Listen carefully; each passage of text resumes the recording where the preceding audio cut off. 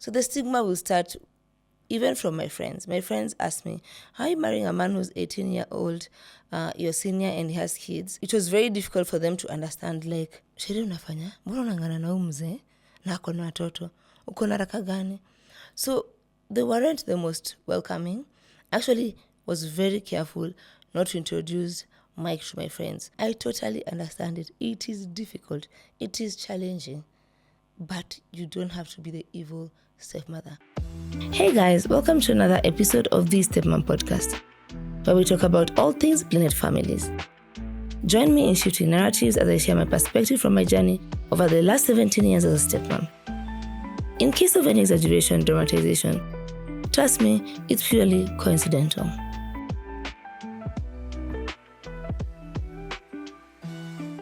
Hello everyone, hope you're safe and keeping warm. Welcome to another episode of the Stepmum podcast. Being a stepmom is one of those roles that come with no manual, no applause, and far too much judgment. You're expected to love like a mother, care like a wife, lead like a matriarch, and yet you're rarely fully accepted as any of the above. In today's episode, we're going to peel back the layers of what it really means to be a stepmother in this society. The stigma, the stereotypes, the silent strength it takes to keep showing up with love even when the world refuses to see you clearly. Whether you're in this journey yourself or love someone who is in it, I invite you to sit with me for this one. Because it's time we talk about what no one prepares us for, and maybe finally we can rewrite the narrative. It is so interesting that even books or even stories that have been told throughout the ages, they clearly always have the stepmom as the evil stepmom, which I find it quite interesting. For example, in the Cinderella book and even in the movie, Snow White, Hansel and Gretel, all stepmothers are depicted to be evil stepmoms. I will not refuse that it came from somewhere, but I think we can rewrite the narratives. And something else, how come I've never seen a book of the evil stepdad? And I know there's some out there. So as a stepmom, you sometimes don't stand a chance. Because, like I've said over the years, the stepmom has been shown to be an evil stepmom. I'm not saying that the others were not evil. It has definitely come from somewhere. But we have to rewrite the story. I've never heard of an evil stepdad, and I'm sure they're there. So why is it that just us stepmothers are the evil ones? So today I sit here to discuss the stigma that I have faced being a stepmother, and also being a stepmother very, very early in life. As I was becoming a stepmom, I really hadn't thought of the evil stepmom. I didn't see myself coming in and causing pain. I saw myself coming in and blending a family and making them not a victim of their environment. But I was faced with a lot of stigma. So the stigma will start even from my friends. My friends ask me, how are you marrying a man who's 18-year-old, your senior, and he has kids? So the stigma started with my friends. My own family was skeptical, and you can't blame them. Like my mothers, my brothers, my sisters, they're very skeptical. Even in the circles of friendship that Mike had, and no one really understood how he's going to get a girl who's 22 years of age and get married again, and this will succeed. So the stigma was there in the beginning, and it was a lot. I'd face the stigma, like I've told you, from our families, from our friends. I would go to school for teacher-parent consultation, and you'll find the teachers just, when you come in, the question is always, are you the sister? Are you the auntie? But when I say I'm the stepmother, you could see it, the air in the room changed. And so for me, resistance and the stigma around stepmother really, really affected me. But as I grew older, I learned that I didn't really have to explain myself. I'm the one who knows my journey, my story, and I had to control the narrative. It wasn't easy, like I said, but I was able to decide. And I remember one day I decided I will stop explaining myself. I'm not going to carry a placard around trying to convince anyone that I'm a nice stepmother. I didn't steal someone's man. I didn't break someone's marriage. So I was very comfortable at some point, maybe 7 or 10 years into the relationship. I was comfortable enough that I didn't have to explain myself. But when you talk about this topic of stigma, it takes me back, way, way back. And I can imagine there's a woman there who is a stepmom, they're starting, or who's going to a blended family. So this speaks to you. and I want you to absorb it, and I want you to be keen and to practice, and also so that you have a better time than I did when I was becoming a stepmom. So let's talk about the stigma first from the children. As we are going through this transition, remember the children are also afraid because, like again, I said it's depicted everywhere that the stepmother is evil. That was the first experience about stigma.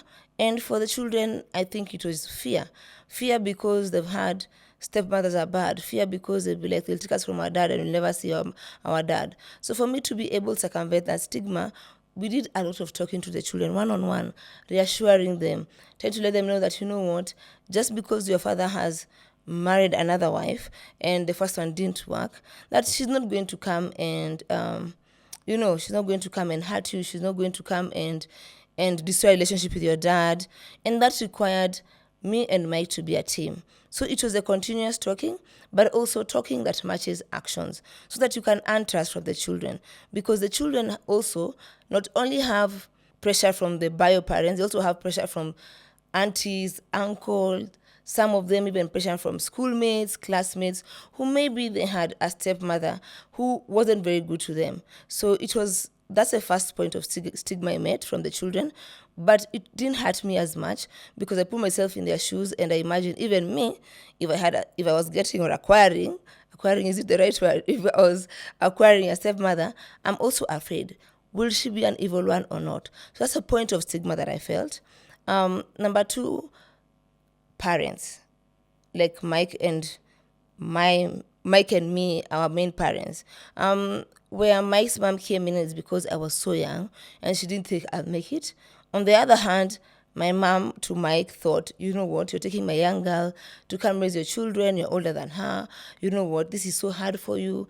And trust me, it's not in a negative way. Now I'm old enough to realize if someone came to ask one of my children's hand in marriage and she's going to a blended family to be a stepmom, I'd say no. I've done it. I've paid the price. I'll say no. So it was over time where you earn this trust from your direct family, like I said, your children, your siblings, then you go to your mom, your dad, and your brothers. So that's where the stigma was. When you come in and you're fresh, you're trying to juggle so many balls. I'm here trying to impress the children. Then I have to impress my mother-in-law, my sister-in-law, same as Mike. And the pressure was there. But because we're a team, and because we knew we were here not for a short time but a long time, God willing, we were able to, let's say, reduce the stigma to a point where we worked as a team, we're very sensitive and intentional about what we do. So then it made everyone around us relax, but not completely 100%. It took time, over time, for the children, our family, to earn that respect, to earn that love, to earn that appreciation. It wasn't easy. It was very, very hard for me, especially. Don't forget, Mike had already gone through this with his ex being a stepdad, but it was very hard for me. I used to wonder, why would the kids not like me? I've never done anything to them. My thoughts were, if I'm a nice person, if I'm a nice human being, then they'll be able to accommodate me as their stepmother. So that was the first stigma. The children, and then our direct families. I keep on telling you guys, these episodes make me sometimes remember things that are far, far behind many years. But some things are always there at the back of your head. I would get introduced to Mike's friends, and definitely their friends have spouses who are their age. It was very difficult to break through because you'd find if you'd go to a party or you go somewhere, Mike has his boys and then the women have theirs, and me, I'm just in the middle. I never used to talk to anyone, never used to come to talk to me. Mike can't take me to, with the wazes, it's going to be awkward. So you are just there in the middle at events. And so I made it very clear that I don't want to go with him to any events unless he's going to be right next to me. Because you're there, you're like the fly on the wall.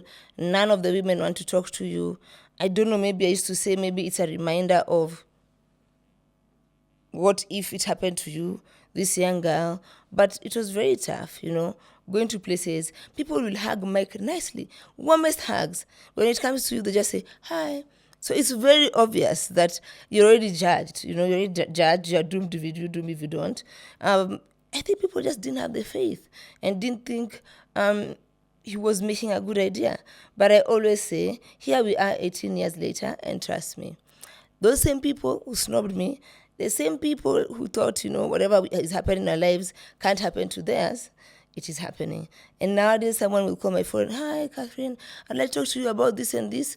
And in my head, I'm like, so you're the one who didn't want to say hi to me the first time I saw you. Now you want my advice. So anyway, because they're God's children, I tell them. But there are some still. I'm like, no, I'm not good. You treated me so badly in the beginning. So why would you want advice from me? Just keep on walking, like Johnny Walker. Keep on walking. You thought divorce happens to only other people and not yours?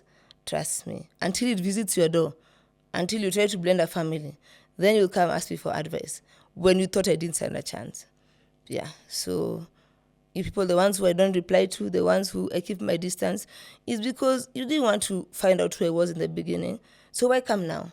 Okay, so my second stigma, like I mentioned, is from school, from other parents who are in the same school with the kids, from their friends. So yes, I did feel the stigma. Like I mentioned, I would go to school, it's a round hall where you go from one parent to another. And funny enough, Mike was very busy at work. I had more free time to go and do the teacher-parents consultation. So there was a lot of stigma, trying to explain myself. You can imagine the teacher just looking at you like, so you said you're who? Oh, you are this child's stepmom. Okay. Where the parents are like they're busy. So even that interaction there with the teachers, they weren't as welcoming, they weren't as warm. Don't forget, my children were young, and so they had their friends who maybe had not experienced divorce. And so it would be very hard for my children to say, this is Catherine, my stepmom. So I used to sit in their faces. They don't know how to describe me to their friends. It was hard.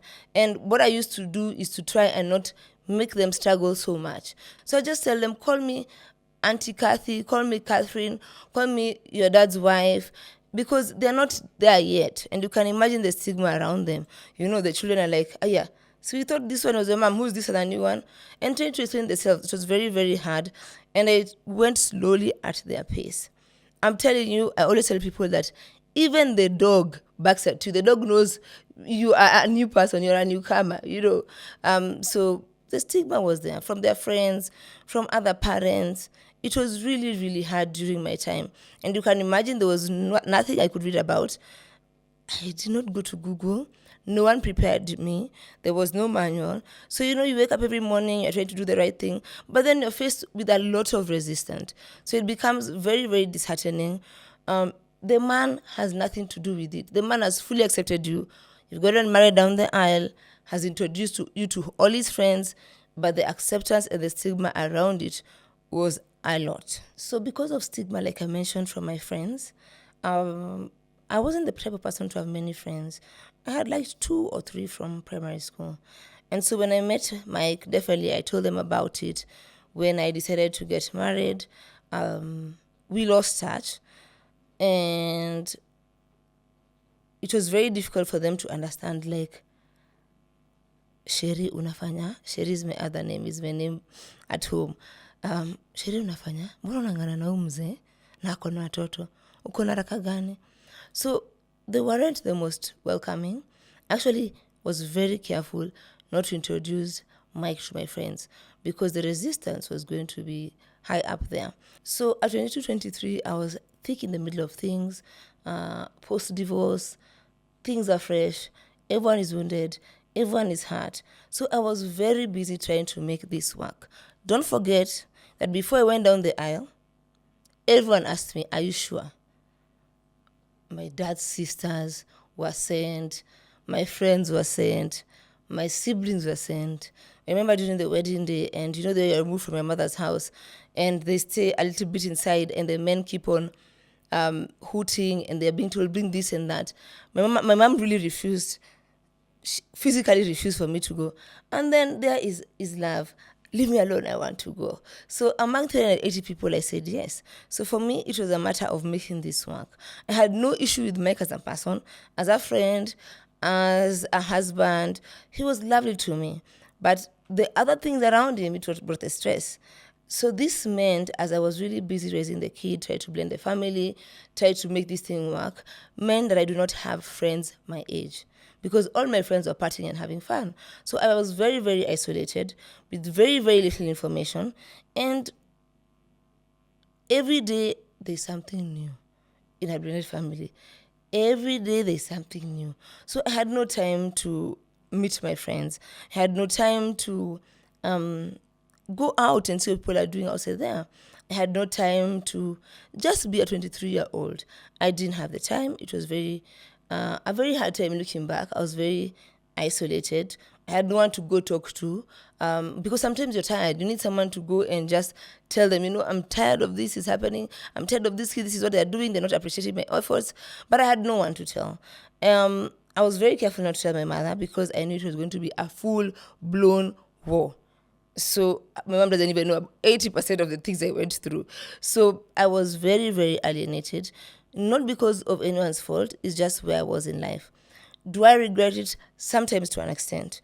When I see people talking about, you're my red and die friend, or you're my, what do they call it? You're my G, you're my whatever. I didn't have time to make those kinds of friendship. Like I said, I was this 23-year-old girl trying to raise children. With no support. I went for custody, definitely needed that. But there was no other step I could go to them and ask them, have you experienced this? What do I do? And sometimes I just used to be frustrated and wait for Mike to come in the evening. When he walks to that door, I tell him everything his children have done. And I beat him up because, I'm not beating him up physically, no, emotionally, because I have no one to remove my anger to. I have no one to tell them that I'm trying and the kids today did this and this. So yeah, it did alienate me. I'm 40 now. Is it hard for me to make friends right now? Friends my age, yes. Because friends my age have children who are in class 1, class 2. Me, my kids are 30, 28, 29, 26. So, you see, I will always fall in between. It's sort of a lonely island, for lack of a better word, because I'm not here with... Sean always loves telling me this, that his friends and his parents are 40 and 39. And then me, I'm 40 and 39 and I have big kids. And then their dads are also 40 and 30 something. So even Sean can see it in school, like he has an older dad, but they have the best of friends. Sean is best friends with his dad. So you can imagine I'm not in this WhatsApp group of, can we pack them this menu? Or they're going on this trip? Oh, my child is what can I say? My child is turning 1. Let's go for baby showers. I'm not there. I'm also not the face where they have grandchildren, they're grandmas, they maybe live in a farm. No. I'm here in the middle yet again. So see how isolated I am? Turning 40, my biggest prayer is to get friends who I can find a balance in between. But yes, I was isolated.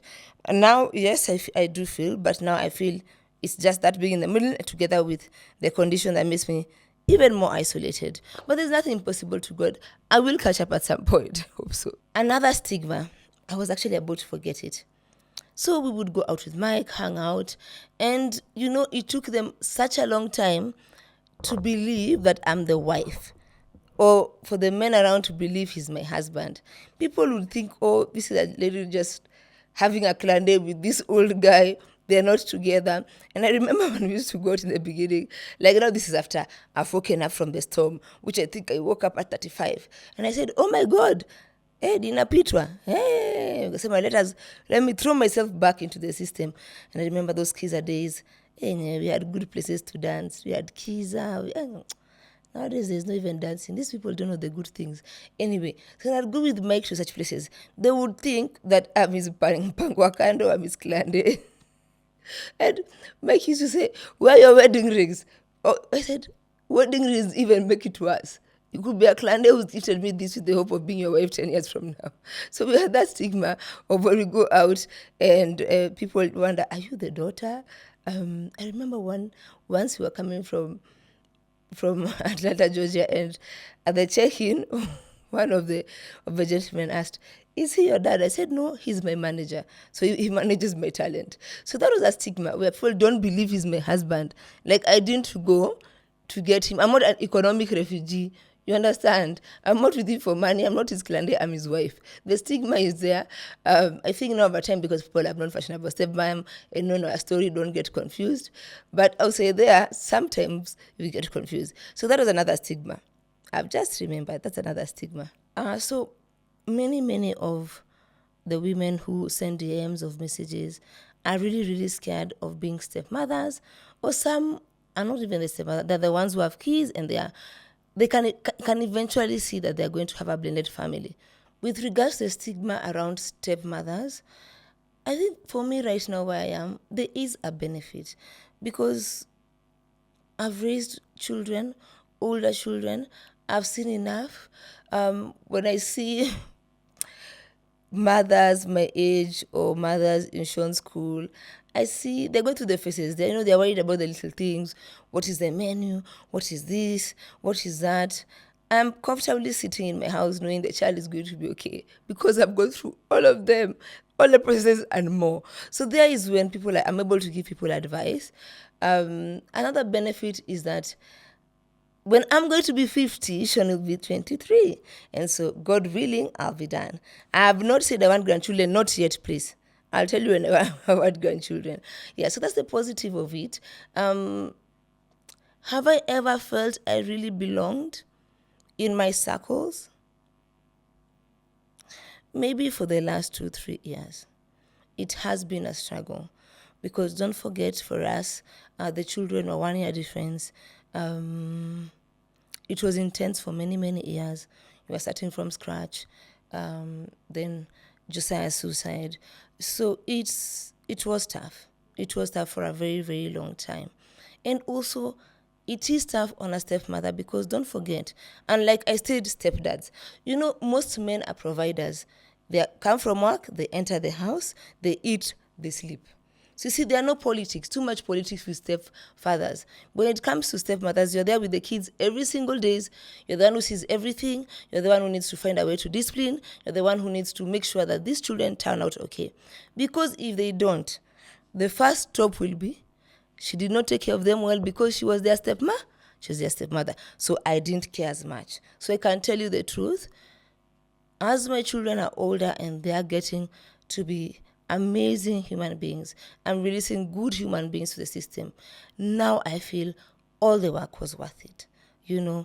When I see my children, when I see them as lawyers, software engineers going to Harvard, seeing my daughter in Hollywood, seeing another one in Canada, and I get them and they're at a stage where they're adults and our age gap is not too big, we're actually friends. So that is another thing about the stigma, that it took me time to get over it, but now I have no apologies. And those benefits of the stigma are things like, even now, people are getting divorced and they want advice. How do you blend this family? Because you're finding a new stepmom, maybe a new stepdad. How do we parent? How are we going to stop the noise outside there? Because that noise of the stigma, when it gets to you, when and you and your partner are going to move on, So yeah, I formed tough skin. I think my skin is even tougher now. That's why even the other day someone said, "You'll call yourself Fashionable Stepmum forever." Yes, I will. Because I want to be that reference point for anyone who wants to be a stepmother. So that's why I said the Fashionable Stepmum. So that they can reach out and we can share. And they don't have to struggle as much as I did.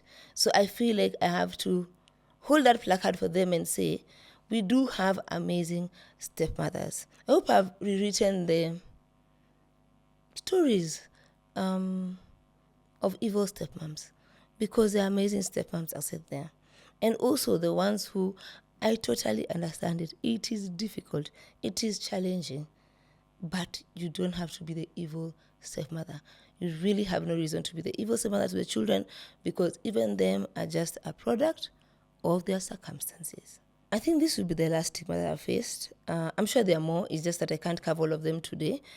When it comes to explaining about my relationship with Mike, people look at me like I'm the second wife. So many people approach me with the mindset of, I'm dating a married man and I'm going to be his second wife, and I think you can best explain or help me. What do I do? I don't know. I'm not his second wife. We are not co-sharing. Okay, here in Nairobi nowadays we're all co-sharing. No, this is not the co-sharing of like that one. This is where he's my husband in church, and I hope also in private or in public he better be. So when they come to me and say, Kathy, tell me show me how it works to be the second wife. So I'm left flabbergasted. I don't know. We got married and then he met me.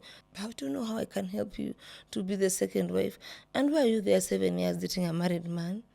If he wanted you to be his second wife, he would have gone to his wife officially. They would have brought dowry and everything. So that's another stigma I face. It's people come to me thinking, me, I have the answer. I don't have the answer. I don't know. Because I'm not his second wife. We are not partners. So I can't give you advice on that. I would actually tell you, you know what, if you have a man who's married and you've been dating for 7 years, isn't this a sign that he's having his cake and eating it? So that's another stigma or a stereotype. People always come up to me thinking that I have solutions for their relationships. The last one, I think, of the stigmas or stereotypes is when someone looks at me and Mike and the age different, and like I said, they think I'm an economic refugee. I did not marry for money. He didn't have the money anyway at that time after divorce. So most people think, oh, you married this guy for money. No. At that point, to be honest, we were in love. You know, anything is possible. We can go there and make it happen. It doesn't mean that we didn't, but it came at a very high price. But we're happy. We're happy that we stuck to it. And people also there, msidhani tunavumilia. Atuvumilii. So don't feel sorry for me. No. Don't feel sorry for me. Don't slide in my DMs and tell me sorry and ask me, oh, do the children wish you happy Mother's Day? Do they remember this? Imagine I'm not there with a gun on my head. I actually enjoy where I am in my relationship. We have found the balance, and it's taken years, but we have the balance and we have the boundaries. And where I am right now, marriage is good. The kids have left the nest.